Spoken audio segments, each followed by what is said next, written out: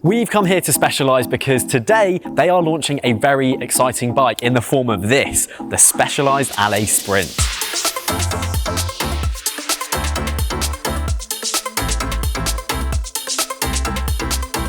The first Specialized Allez Sprint came out in 2015, so it is overdue a bit of an upgrade, and they've made quite a few upgrades. First of which being to the geometry. Now what they've done is they've made a bit of a carbon copy of the SL7, so the geometry from this now matches that of its bigger Tarmac older brother.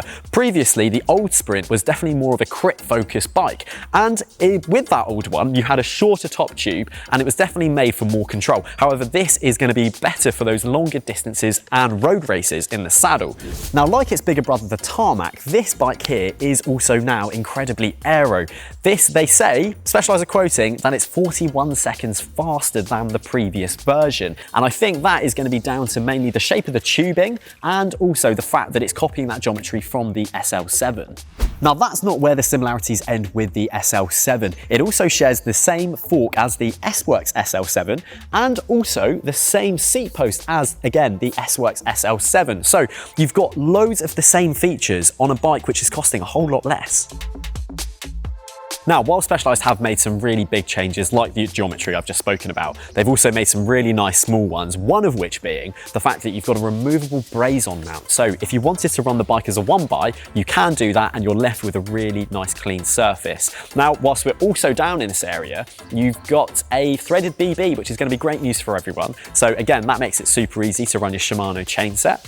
Now on this bike here, which at the moment is the only full build they're going to be offering, this has got DT Swiss wheels with Shimano, a full Shimano 105 group set.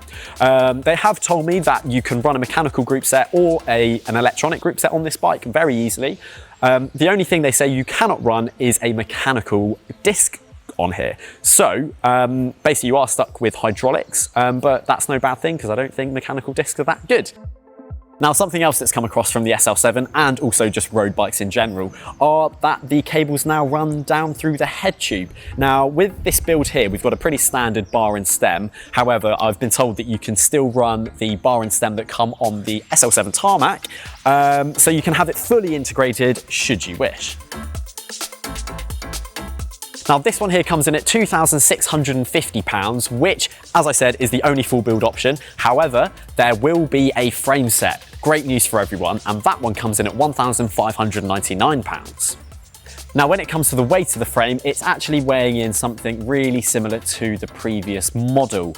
Now, talking about the previous model, they did used to offer a track frame set. However, they say that they're not going to be offering a track frame set for this one going forwards. Now, I posed the question to Specialized of who this bike is really for, and they gave a pretty good answer, I think. And I think it's going to be for people who really want that high-end performance, but without that high-end performance price. Because when you think that the top-end S-Works frame set is nearly £5,000, this comes in way cheaper, and you can potentially do a full build on the frame set only option for near enough that same kind of money. So here I've got the frame set, and it's worth reiterating, it still comes with that S-Works fork and the S-Works seat post. The thing I love most about this though is the colorway. You've got this really cool kind of watercolor effect, which I think looks epic. And that's the really cool thing about the frame sets, is that you do get them in these more funky colors. And being a frame set only, you're going to have a lot more input on the build itself. So you can really make it your own, which I really like. So yeah, frame sets, I think for me, that would be the way to go. Now, a quick word on sizing. You may find you have to drop down a frame size if you used to ride a Allez Sprint previously, and that is because of the changed geometry and the longer top tube, it is going to stretch you out a little bit more just to match that of the Tarmac. So do bear that in mind if you're going from the old one to the new one. Now, people often talk about the ride feel of aluminium and how it isn't quite as nice as carbon. So Specialized have thought about that as well and have allowed you to fit even wider tyres. So you can fit up to a 32mm wide tyre on here to really even out that road feel, which will be really nice. Now, on this, you don't have any mudguard mounts. However, there are plenty of options out there like the SKS race blades if you do want to fit some mudguards. Now next up, on to here, where the cables do go into the head tube, you've got 4 holes for each of the cables. Now, if you were going to be running a wireless group set, my question to Specialized was, okay, well, what happens to those other holes? Well, They do say that another spacer is going to be available that only has 2 holes, so you're not going to be left with empty holes where water could get in. So there will be options available should you just need the 2. Now, one of the key differences from the old frame to this frame is how it's actually put together. They've ended up managing to lose a weld, which has helped increase the stiffness of it. Now, there's a little demonstration inside, which I'm going to show you, which demonstrates it perfectly. So I've just jumped inside very briefly to show you something that they've done that's quite special for this frame, especially over and above the previous outgoing Allez Sprint.